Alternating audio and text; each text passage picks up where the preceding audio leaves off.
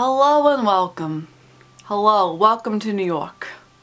We have lots of stories to tell, so come join. Today we're going to talk about New York stories.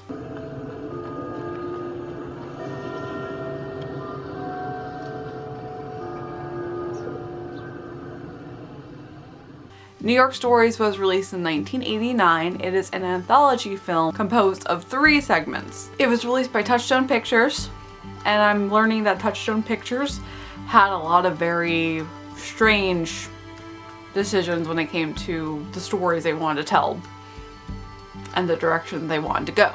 The 3 directors that each have a segment are Francis Ford Coppola, Woody Allen, and Martin Scorsese. And Martin Scorsese's piece as well as Francis Ford Coppola's piece are both really dramatic. Woody Allen's a comedy, but because 2 out of 3 are drama, it works in this category. And we open up with Life Lessons. That's our first short film within our stories, and that's directed by Martin Scorsese.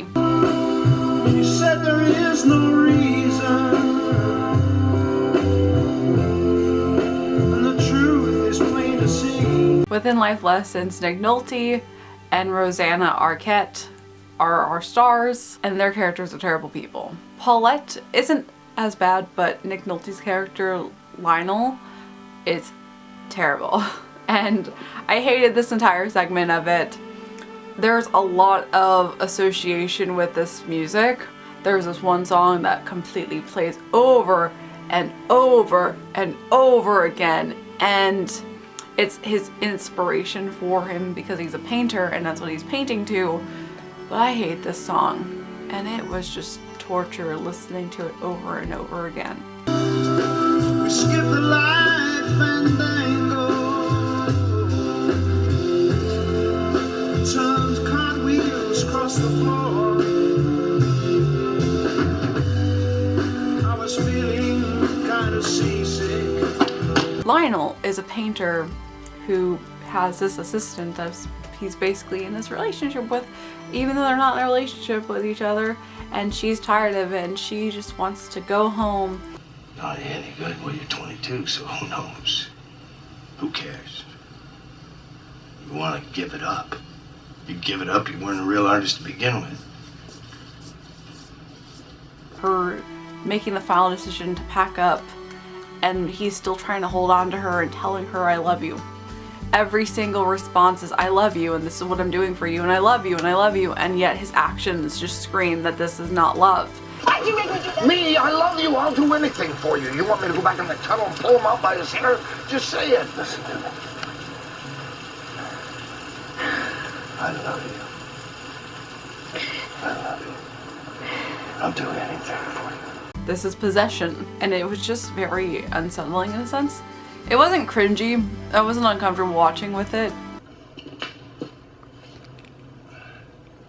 Is that for me? What for you? You walk around like that in front of me.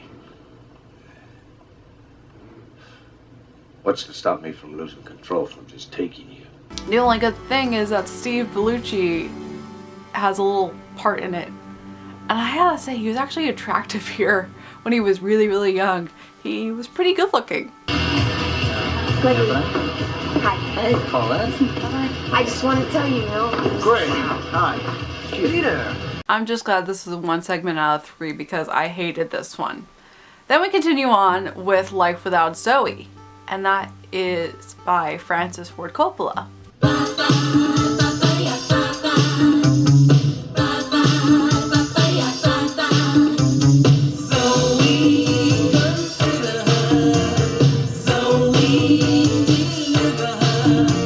Zoe is basically a really, really rich Eloise.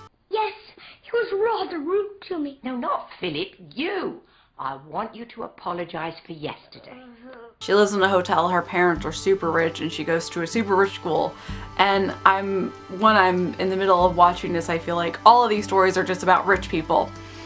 And I cannot relate to any of them. But now you can't be late. You know what your mother said. My mother, her life is always such a mess. And before you know it, she tries to organize mine long distance. Listen, you're gonna miss the Not bus right. again. You know what time? Look, it's It's just not 8:06, fair. 8:07. We're in that area. What? Hurry. That's right. Hey, you see? Your favorite. Look, Farm Fresh. And it's done just like you like it. She ends up meeting this boy who is the richest boy in the world and teaches him how to be friends with people. Oh, I suppose you see right through me. Popular girls like you.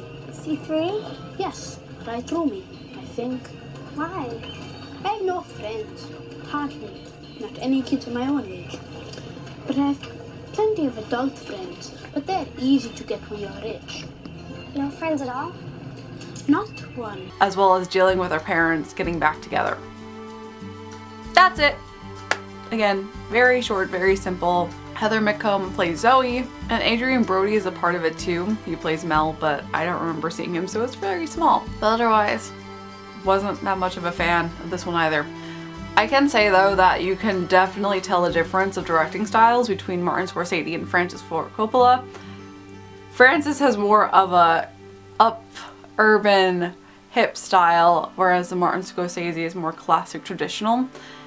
So you can tell a difference, which is really interesting in a art standpoint and a cinematic standpoint. But then we get to Woody Allen's segment, Opus Rex.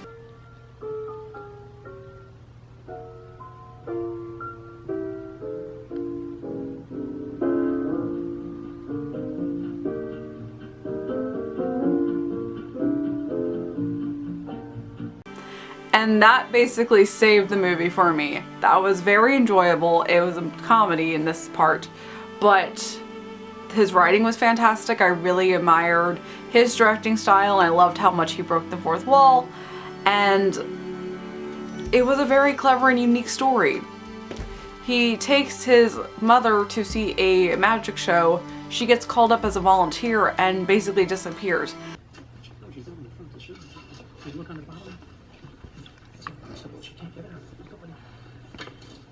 Where's my mother? I don't know. What do you mean you don't know? What are you talking about? She vanished. Vanished? What did disappear? Vanished.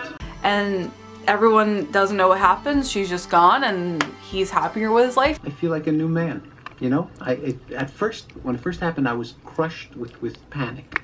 And then, after a week passed, you know, it's like a great weight has been lifted from my shoulders. I find that I smile more easily, and I'm more energetic at work. Until 2 weeks later, she shows up in the sky and basically is living in the sky. Sheldon, where have you been? I've been looking all over for you. I was just discussing your problem with these nice people. Where are you? Do I know? Look, Sheldon, I've had plenty of time to think about it. Until he breaks up with his girlfriend and meets someone else, introduces him to her as his new fiance, and she agrees to come down, and everything is back to normal. Now, her I like. Me too. Good. Now I'll come down. Where did she go? No, she just disappeared. It's funny. Here I am. Here, son. It's very bizarre. It's very interesting. It reminds me a lot of the Rick and Morty episode where that head just comes down and watches everyone on Earth. The view from here is the same as yours, Jim. A giant head has entered Earth's gravity, triggering climate change and natural disasters we thought were impossible for at least another 8 years. Let's not make this political, Terry. Do we know what this giant head wants?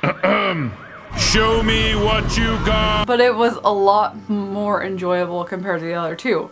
And the mother is actually a really fun character. They just saw cats.